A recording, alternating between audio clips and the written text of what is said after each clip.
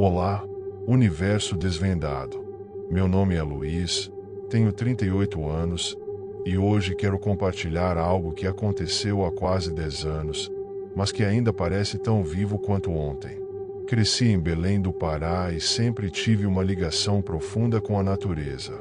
Em 2013, tive a oportunidade de realizar um sonho, uma expedição pela Amazônia. Eu era pesquisador de fauna e a missão era catalogar novas espécies enquanto explorávamos o Rio Solimões, partindo de Manaus até comunidades isoladas perto da fronteira com a Colômbia. O grupo era pequeno, 2 guias locais, um fotógrafo, um antropólogo e eu. Estávamos bem equipados para semanas de aventura na floresta. Os primeiros dias foram tranquilos, com a exuberância da natureza ao nosso redor. Cada som era como uma orquestra selvagem. Paramos em algumas vilas para descansar, mas foi na aldeia de São Raimundo, na região de Tefé, que algo começou a mudar. Os moradores nos receberam com desconfiança e alertaram para não nos afastarmos à noite. Disseram que os espíritos da floresta não gostavam de forasteiros. Rimos, achando que era superstição. Mas no 5º dia, o inesperado aconteceu. Estávamos acampados na Floresta Nacional de Tefé, em um ponto isolado. Naquela noite, o guia Seu Geraldo nos contou sobre a Mãe do Mato, uma entidade protetora da floresta. Ri da história e voltei para a fogueira, mas acordei de madrugada com um barulho vindo da mata. Era um sussurro baixo, como passos. Levantei devagar e fui até o limite da clareira.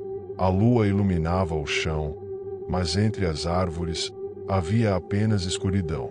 Foi então que vi uma sombra alta, maior que qualquer animal local, movia-se lentamente.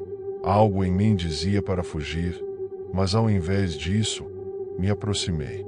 O ar ficou denso, como se me empurrasse para trás. Quando cheguei mais perto, percebi que a sombra não estava sozinha. Outras figuras surgiram ao redor, altas, magras, movendo-se de forma lenta e sinistra. O cheiro de terra molhada era forte, e um medo absoluto me dominou. Minhas pernas travaram, e minha voz não saía. De repente, a figura maior se moveu bruscamente, e uma onda de pavor me fez cair. Quando voltei ao acampamento, os outros estavam acordados, mas ninguém acreditou no que eu contei. No dia seguinte, seguimos viagem, ignorando o peso crescente no ar.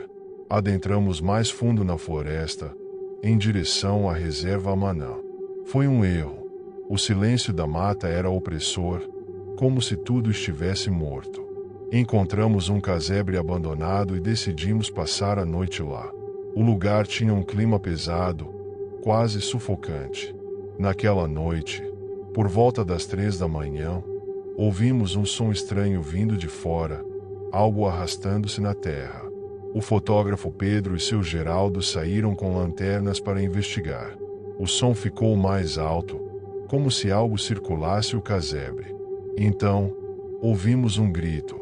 Pedro voltou correndo, pálido e tremendo. Seu Geraldo não estava com ele. O que aconteceu a seguir foi o ápice do horror. Uma figura entrou pela porta, alta, magra, com pele enrugada e olhos negros, sem vida. Seu rosto parecia uma máscara de madeira com marcas profundas. Ficamos congelados, mas sabíamos que, se não fuguíssemos, morreríamos ali. Corremos pela floresta sem rumo, tropeçando, caindo, até alcançarmos um rio.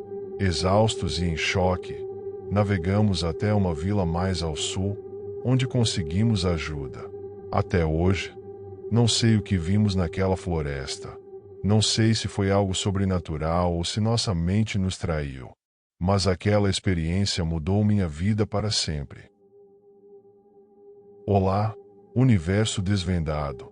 Meu nome é Daniel, eu tenho 42 anos e hoje preciso compartilhar algo que aconteceu comigo na Amazônia, algo que carrego comigo há 15 anos. Em 2009, eu trabalhava como guia turístico, levando grupos de estrangeiros para explorar o arquipélago de Anavilhanas, perto de Novo Airão, no Amazonas. Conhecia aquelas águas como a palma da minha mão e nunca imaginei que algo tão terrível pudesse acontecer ali.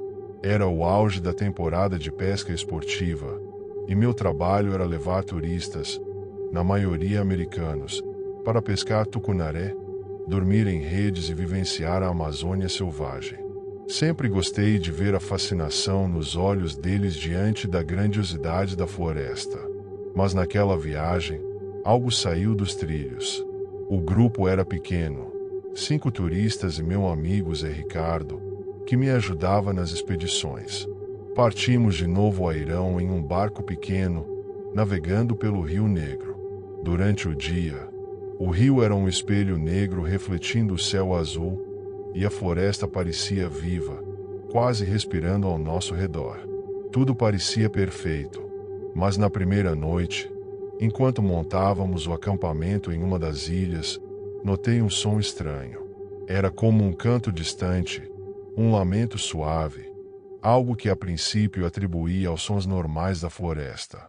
Porém, havia algo naquele som que me deixou inquieto, uma sensação que não conseguia explicar.